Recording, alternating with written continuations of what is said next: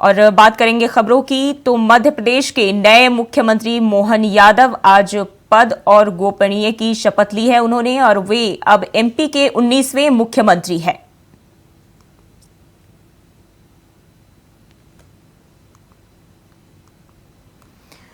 तो मोतीलाल नेहरू स्टेडियम में इसका आयोजन किया गया, जहां जगदीश देवड़ा और राजेंद्र शुक्ल ने डिप्टी सीएम के रूप में शपथ ली।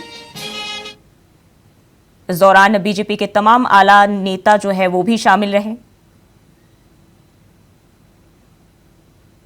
प्रदेश के 19वें मुख्यमंत्री बने मोहन यादव।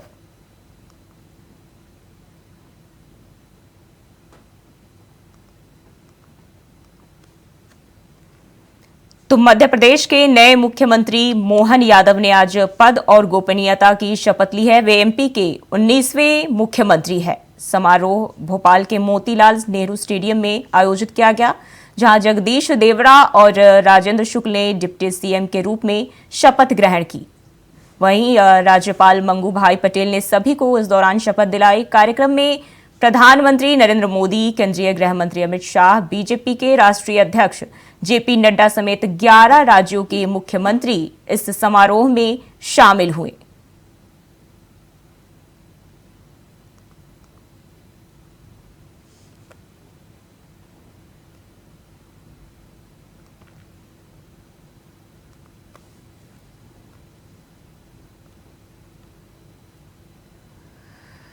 तो अब सिंहासन पर मोहन यादव की ताजपोशी हो गई है, और साल 2000 में पहली बार मोहन यादव विधायक बने थे और अब उन्होंने मुख्यमंत्री की शपथ ली है। साल 2019 में दूसरी बार विधायक बने। शिवराज सरकार में भी ये उच्च शिक्षा मंत्री रह चुके हैं और उज्जैन दक्षिण से विधायक हैं फिलहाल। कांग्रेस उम्मीदवार चेतन प्रेम नारायण यादव को इन्होंने मात देकर 12,941 वोटों से उन्हें हराया है और जीत हासिल की है। तीसरी बार उज्जैन दक्षिण से ये विधायक बने हैं। छात्र राजनीति से इन्होंने अपने करियर की शुरुआत की थी। साल 1984 में एबीवीपी से राजनीति में इन्होंने एंट्री की थी और आरएसएस के भी सदस्य रह चुके हैं। हिंदुवादी नेता की छवि रखते हैं। प्रदेश में हिंदुवादी नेता के रूप में ये जाने जाते हैं। वहीं विक्रम यूनिवर्सिटी से इन्होंने अपनी पढ़ाई पूरी की है। बीएससी, एलएलबी, पॉलिटिकल साइंस में एमए, एमबीए, पीएचडी की डिग्री इन्होंने हासिल की है। वहीं साल 2004 से 2010 तक ये विधायक रह चुके हैं। साल 2011 से 13 तक एमपी राज्य पर्यटन विकास प्राधिकरण में रह चुके हैं। और छत्तीसगढ़ में आज शपथ ग्रहण समारोह, चौथे सीएम के तौर पर शपथ लेंगे विष्णुदेव साय। रायपुर के साइंस कॉलेज मैदान में होगा समारोह का कार्यक्रम का आयोजन। कार्यक्रम में पीएम मोदी, गृह मंत्री अमित शाह भी होंगे शामिल। आज 2 बजे मुख्यमंत्री पद की शपथ लेंगे विष्णुदेव साय। चौथे सीएम के तौर पर विष्णुदेव साय शपथ लेंगे, जिसमें प्रधानमंत्री नरेंद्र मोदी समेत कई दिग्गज नेता मौजूद रहेंगे। रायपुर के साइंस कॉलेज मैदान में समारोह का आयोजन किया गया है, जिसमें पीएम और गृह मंत्री अमित शाह भी शामिल होंगे।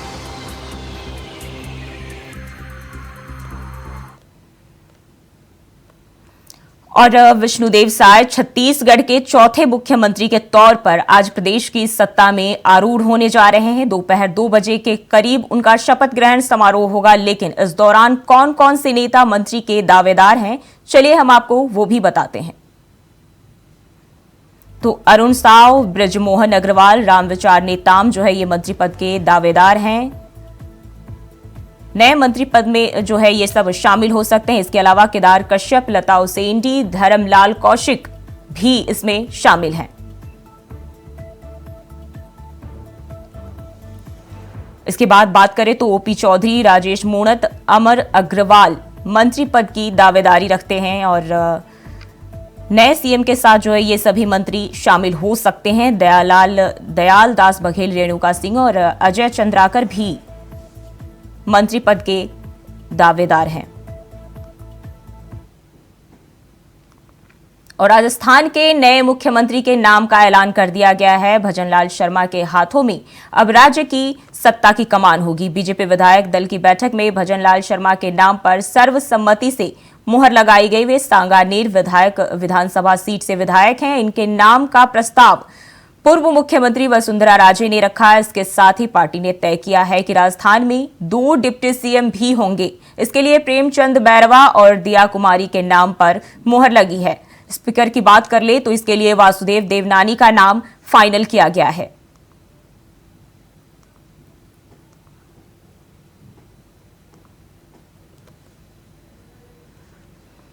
तो समझते हैं कि कौन है भजनलाल शर्मा। तो ये प्रदेश में ब्राह्मण चेहरा है जिनकी पकड़ ब्राह्मण समाज में अच्छी खासी है। भरतपुर के रहने वाले हैं जो अब नए मुख्यमंत्री बनने जा रहे हैं।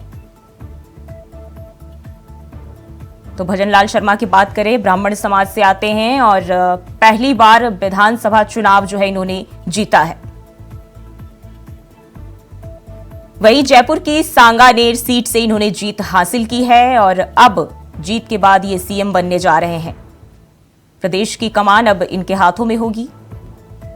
वहीं अगर डिप्टी सीएम की बात कर ले तो इसके लिए भी 2 चेहरे आए हैं, जिसमें दिया कुमारी का नाम शामिल है और प्रेमचंद बैरवा नए डिप्टी सीएम के रूप में ये दोनों चेहरे सामने आए हैं।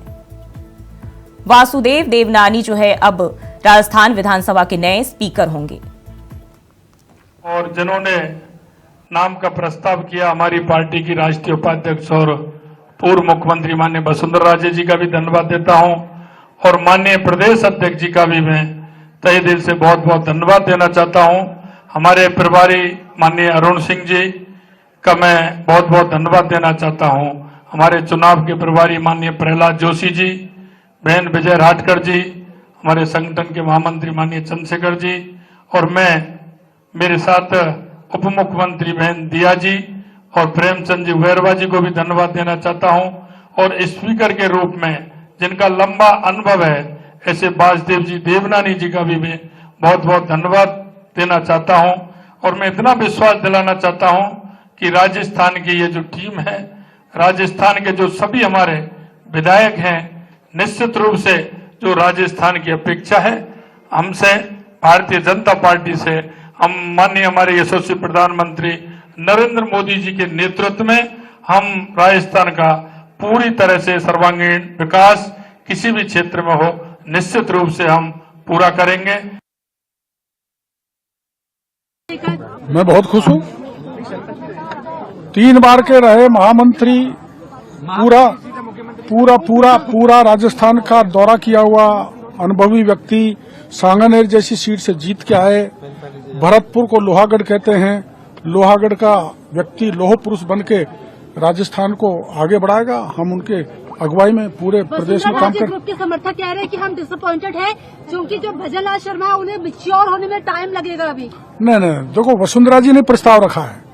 अब उनकी बात को जो उनका कोई समर्थक काट रहा है तो गलत बात है। प्रस्ताव वसुंधरा जी ने रखा और मैंने समर्थन किया, मेरे जैसे 3 लोगों ने और समर्थन कर दिया। के लिए काम करते हैं और अभी वो विधायक बने हैं। पार्टी ने उनके नाम को मुख्यमंत्री के रूप में और विधायक दल के नेता के रूप में नामित किया है। तो निश्चित रूप से कोई आश्चर्य वाली बात नहीं।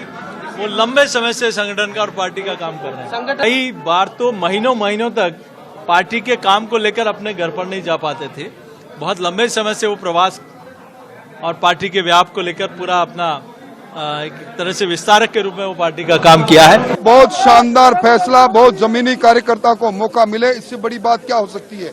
जो व्यक्ति जिसने गरीबी को अपने जीवन में अपने पास से देखा है, आम आदमी की जिंदगी जिया है और आम आदमी की दुख तकलीफों को जो समझता है उसको मौका मिलना बहुत बड़ी अच्छी बात है। मैं शुभकामनाएं देना चाहता हूं और भजनलाल जी के नेतृत्व में राजस्थान का सर्वांगीण विकास होगा, कानून व्यवस्था वापस बहाल होगी, पूरी उम्मीद है। संतुलन बहुत अच्छा है और सभी के सहयोग से और हमारे जो माननीय मुख्यमंत्री जी श्री भजनलाल जी हैं, उनके साथ डिप्टी सीएम दिया जी हैं, बैरवा जी हैं और हमारे स्पीकर हैं देवनानी जी हैं, सबके साथ मिलकर उनके मार्गदर्शन पर और माननीय प्रधानमंत्री जी के नेतृत्व पर राजस्थान विकास के पथ पर आगे बढ़ेगा। बाहर के सपोर्टर कह रहे थे कि वसुंधरा राजे सपोर्टर कह रहे थे कि जो वो नाराज है वो लोग। नहीं, ऐसी कोई बात नहीं। आप लोग नई बातें मत बनाओ यार, कोई बात ही नहीं। आप लोग खुद बना देते हो और खुद ही अपने तरीके से आप चीजों को आगे बढ़ाते हो, गलत है।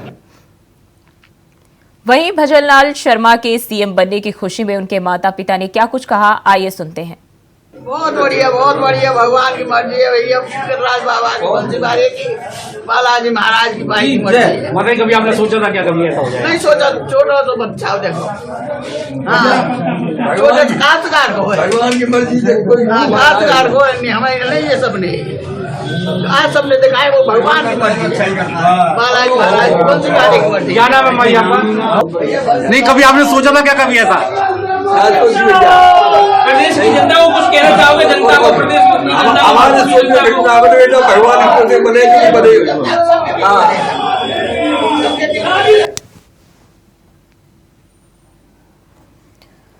तो भजनलाल शर्मा के सीएम बनने की खुशी में उनके माता पिता को आप देख सकते हैं कि किस तरीके से कितने खुश नजर आ रहे हैं। और उस दौरान उन्होंने कहा कि कभी उम्मीद नहीं थी।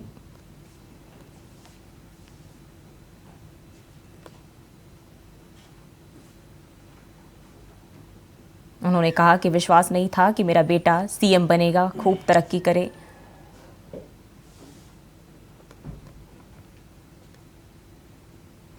और बढ़ते आगे, रांची में ईडी के छठे समन पर भी CM Hemant Soren ED office नहीं पहुंचे। बता दें कि मंगलवार को 11 बजे सीएम हेमंत सोरेन को ईडी ने जमीन घोटाले मामले में पूछताछ के लिए समन जारी किया था, लेकिन ईडी दफ्तर के ठीक सामने से निकलते हुए सीएम हेलीकॉप्टर से दुमका के लिए रवाना हो गए, जिसके बाद सीएम ऑफिस से एक व्यक्ति ईडी ऑफिस पहुंचा और एक पत्र वहां के अधिकारियों को सौंप दिया।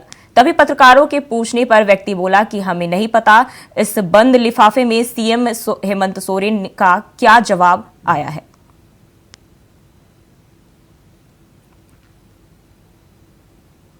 और मथुरा में पहली बार ऐसा होगा जब धार्मिक स्थलों की हेलीकॉप्टर से परिक्रमा की जाएगी। बता दें कि 25 दिसंबर से मथुरा, वृंदावन और गोवर्धन की परिक्रमा हेलीकॉप्टर से कर सकते हैं। साथ ही गोवर्धन में 21 किलोमीटर की परिक्रमा हेलीकॉप्टर से कर सकते हैं। पर्यटन विभाग ने 7 मिनट में राजस और aero and adventure private limited के साथ 30 साल का एग्रीमेंट किया।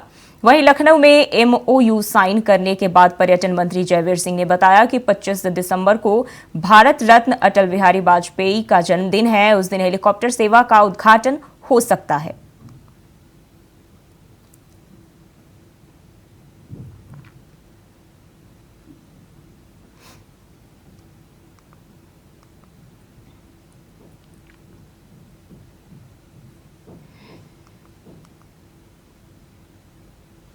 और हमीरपुर से खबर सामने आ रही है। 4 निरीक्षकों 31 उप निरीक्षकों के तबादले, कार्यकाल पूरा कर चुके निरीक्षकों के हुए तबादले। गैर जिलों से आए निरीक्षकों को दी गई थानों में तैनाती। अनूप कुमार को सौंपी गई सदर कोतवाली की कमान। तो हमीरपुर से आपके साथ खबर साझा कर रहे हैं। 4 निरीक्षकों के तबादले किए गए, वहीं 31 उप निरीक्षकों का भी तबादला किया गया है। कार्यकाल पूरा होने के बाद इनके तबादले किए गए हैं।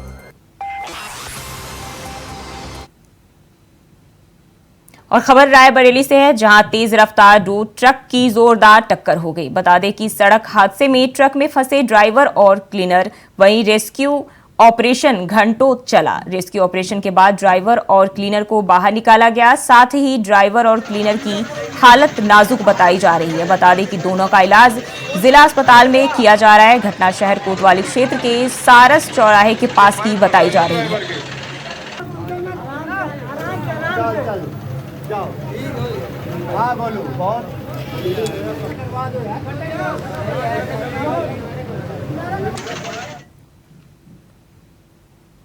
वहीं खबर बिजनौर से है, जहां महिला के साथ दबंगों ने जमकर मारपीट की। बता दें कि महिला जमीन के विवाद में मुकदमे की पैरवी पर तहसील आई थी, तभी दबंगों ने सरेआम तहसील परिसर में महिला को जमकर पीटा। वहीं पिटाई की लाइव वीडियो सोशल मीडिया पर वायरल हो गया। पुलिस ने पीड़िता की शिकायत पर केस दर्ज कर मामले की जांच में जुट गई। मामला चांदपुर तहसील परिसर का बताया जा रहा है।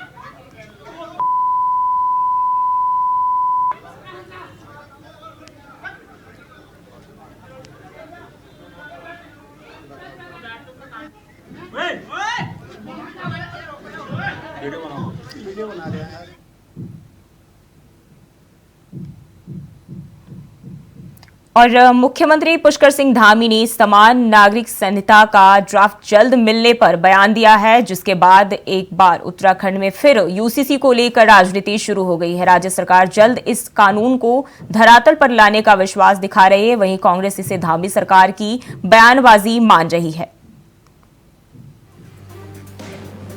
यूनिफॉर्म सिविल कोड की चर्चाओं ने एक बार फिर रफ्तार पकड़ ली है। सीएम पुष्कर सिंह धामी ने अपने इस बयान से ये संकेत दे दिया है कि उत्तराखंड यूसीसी को लागू करने वाला पहला राज्य बनने जा रहा है।